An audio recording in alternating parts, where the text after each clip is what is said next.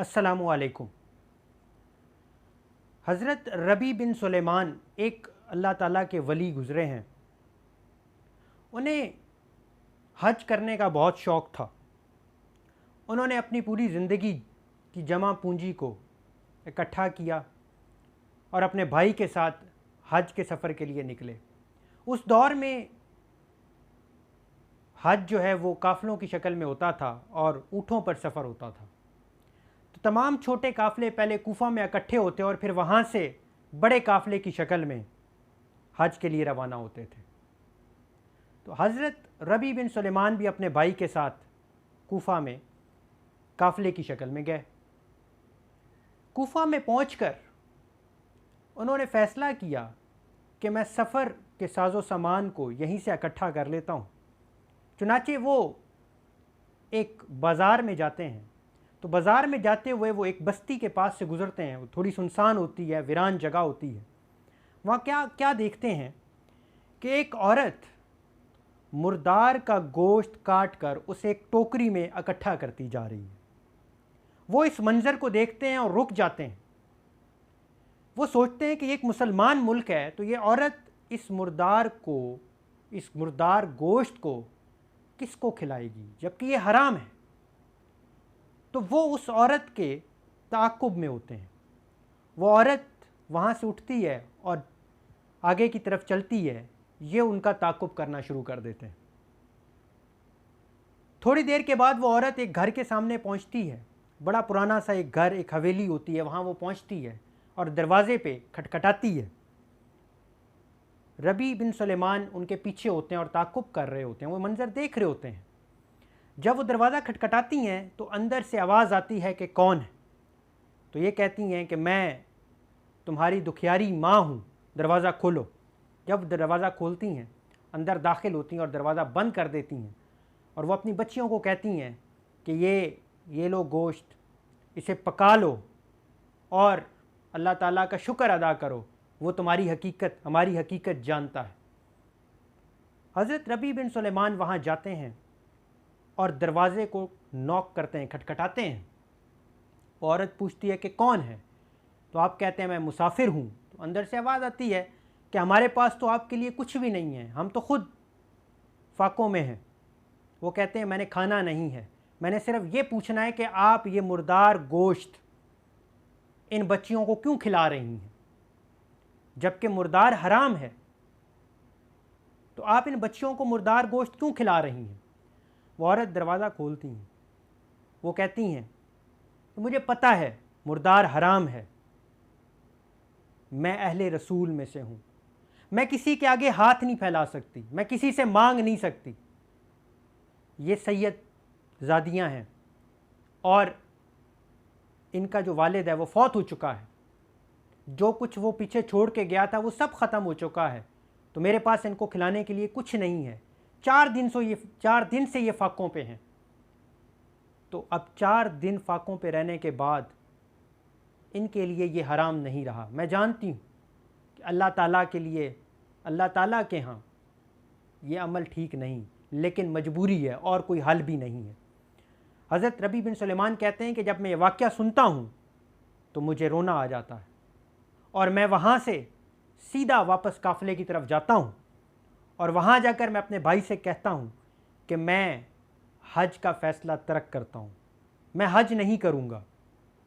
भाई मुझे समझाता है कि ये सआदत जो तुम्हें नसीब हो रही है ये हर किसी को नसीब नहीं होती। तुम चलो, इस तरह तुम्हारे जितने भी तुमने, क्योंकि जो हज करता है उसके तमाम गुनाह माफ़ हो जाते हैं, तुम्हारे गुनाह माफ़ होंगे, चलो। तो मैं कहता हूँ नहीं, मैं नहीं जाऊँगा। मेरे पास 600 दिरहम होते हैं। मैं वहाँ से बाज़ार जाता हूँ, 100 दिरहम का आटा लेता हूँ और 100 दिरहम का कुछ लिबास वगैरह लेता हूँ और बाकी 400 दिरहम मैं उस आटे के अंदर रख देता हूँ और मैं वापस आता हूँ और उस बस्ती की तरफ चलता हूँ और उस औरत के घर के सामने जाता हूँ, दरवाज़ा खटखटाता हूँ और उन्हें वो ये दे देता हूँ और उनसे कहता हूँ कि अल्लाह का वास्ता आप मुर्दार मत खाएं, आपके लिए मैं ये लेकर आ गया हूँ। वो औरत मुझे दुआएं देती है। वो कहती है कि अल्लाह ताला तुम्हें इसका अजर इस दुनिया में ही दिखाए। उसकी 4 बेटियाँ मुझे दुआएं देती हैं जो उसकी बड़ी बेटी है वो कहती है कि अल्लाह ताला आपको हज नसीब करे, अल्लाह ताला आपको हज की सआदत हासिल करवाए। दूसरी बेटी दुआ देती है कि अल्लाह ताला आपको इसी साल हज की सआदत नसीब करवाए। तीसरी बेटी कहती है कि अल्लाह ताला आपको हर साल हज की सआदत नसीब करवाए। और चौथी बेटी कहती है कि अल्लाह ताला आखिरत में आपका हशर हज़रत मोहम्मद सल्लल्लाहु अलैहि वसल्लम के साथ करे। मैं वहाँ से वापस जाता हूँ, कूफा में आता हूँ, तमाम काफ़िले हज के लिए रवाना हो चुके होते हैं। मैं वापस नहीं जाना चाहता। मैं वापस इसलिए नहीं जाना चाहता था कि लोग कहेंगे कि देखो ये हज की सआदत इसको नसीब हुई और ये हज नहीं कर सका, कितना बदनसीब है। मैं वहीं पे रुकता हूँ। मैं ये ठान लेता हूँ कि जब ये काफ़िले वापस आएंगे तो हर हाजी से मैं ख़ुद मिलूँगा, उनकी खिदमत करूँगा और उनसे अपने लिए दुआ करवाऊँगा, क्योंकि हाजियों की दुआ कबूल होती है। मैं वहाँ रुका। जब हज ख़त्म हुआ तो हाजियों के काफ़िले आना शुरू हुए। तो पहला काफ़िला आया तो मैंने उनको खुशामदीद किया, मैं उनके आगे गया, मैं उनसे सलाम किया और मैंने उनको हज की मुबारकबाद दी। और मैं क्या देखता हूँ, वो मुझे ये कहते हैं कि आप हमें मुबारकबाद दे रहे हैं, आपको भी मुबारक हो, आप भी तो हज में शरीक थे। तो मैं हैरान हो जाता हूँ कि ये क्या कह रहे हैं। इस तरह और काफ़िले भी आते हैं, उनको भी मैं इसी तरीके से मुबारकबाद देता हूँ, वो भी मुझे मुबारकबाद देते हैं। फिर वो काफ़िला आता है जिसमें मेरा भाई भी होता है और मेरे इलाके के लोग, मेरे मोहल्ले के लोग भी होते हैं, तो मैं उनको भी मुबारकबाद देता हूँ। तो वो भी मुझे कहते हैं कि तुम हमारे साथ तो थे वहाँ पे। भाई मुझे कहता है कि अगर तुमने मेरे साथ नहीं चलना था तो बता देते, वहाँ भी तुम मुझे थोड़ी देर के आने का कह के चले जाते थे।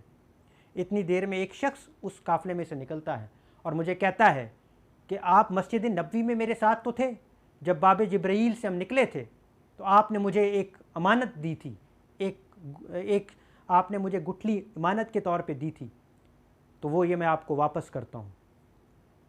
तो मैं हैरान हो जाता हूँ कि ये क्या है। मैं तो हज पे गया ही नहीं था, तो ये क्या है जो मुझे अमानत के तौर पे मुझे वापस कर रहे हैं। खैर, हम वापस आते हैं।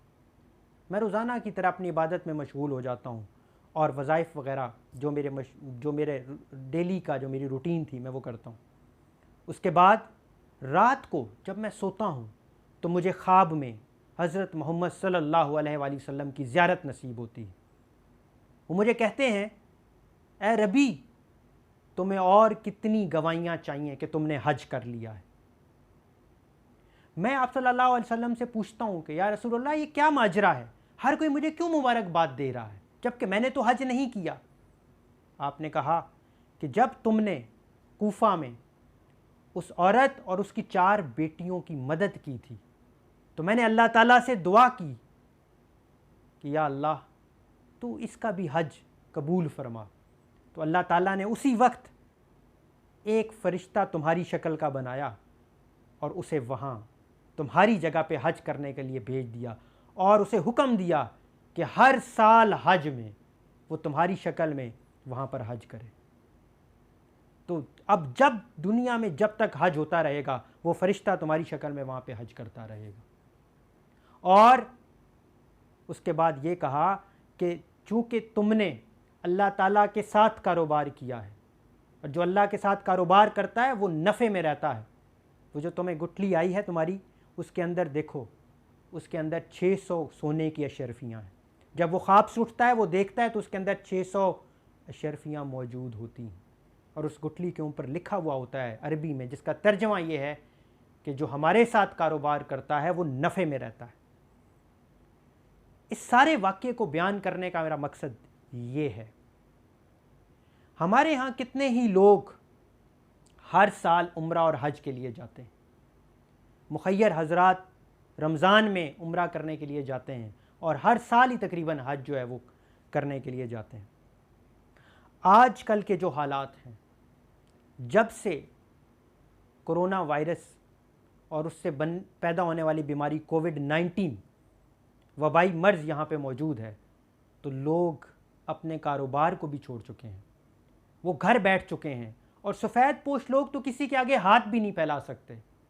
मैं सिर्फ़ इस तरफ इशारा करना चाहता हूँ कि अगर इस साल आप हज या उम्रा नहीं करेंगे वैसे भी आप करते रहते हैं, फिर भी आपको अल्लाह ताला बहुत मौके देता रहेगा, तो आप ये जो रकम है इन सफ़ेद पोश लोगों को ढूंढ कर इन पर ख़र्च कर लें। ये बहुत बड़ी सआदत है, अल्लाह की मखलूक की खिदमत बहुत बड़ी सआदत है। देखें, अगर मैं ये कहूँ कि 10 दर्जा इबादत के और 90 दर्जा खिदमत के हैं, तो इसमें कोई दूसरी राय नहीं होगी। अगर आपको मैं ज़िंदा मिसाल बता दूँ, ईदी साहब, उन्होंने अल्लाह की मखलूक की खिदमत की। यहाँ कितने उलमा कराम और हैं, इन उलमा कराम को हम जानते हैं, सिर्फ पाकिस्तान में लोग जानते हैं सिर्फ, लेकिन ईदी को आधी दुनिया जानती है, क्योंकि उन्होंने मखलूक की खिदमत की थी।